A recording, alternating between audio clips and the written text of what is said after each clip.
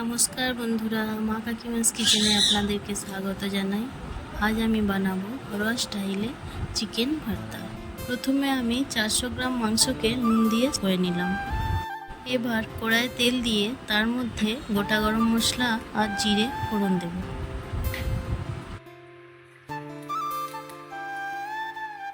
আমি এখানে 4টে ছোট সাইজের পেঁয়াজ দিলাম। পেঁয়াজগুলো হালকা ভাজা হয়ে গেলে তার মধ্যে কাজু দিয়ে আবারও ভালোভাবে ভেজে নেব।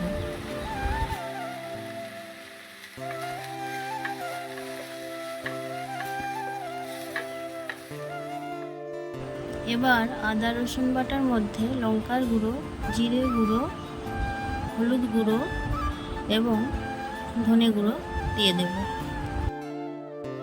সামান্য জল দিয়ে এটার একটা পেস্ট বানিয়ে নেব।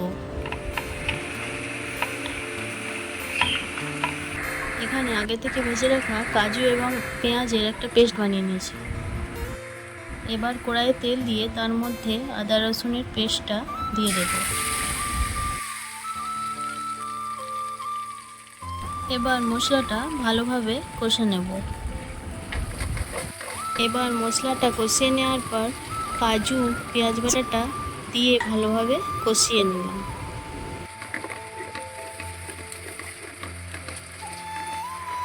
মশলাটা কষিয়ে নেওয়ার পর ফেটানো টক দই দিয়ে দিলাম।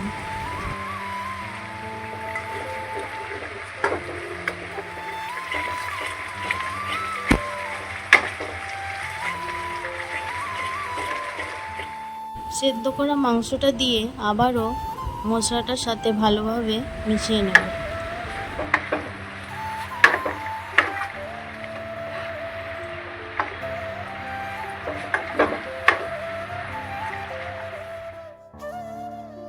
এবার পরিমাণ মতো জল দিয়ে একটা সেদ্ধ ডিম দিয়ে ভালোভাবে মিশিয়ে নিলাম।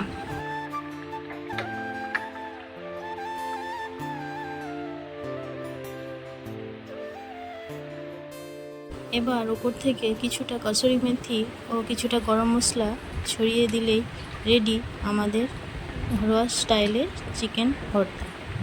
রান্নাটি ভালো লেগে থাকলে অবশ্যই আমাদের চ্যানেলটি সাবস্ক্রাইব করবেন।